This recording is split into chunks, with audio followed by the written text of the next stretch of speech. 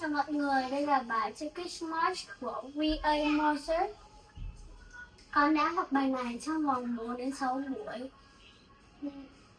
4 đến 6 tuần. Bây giờ con xin được trình bày nó.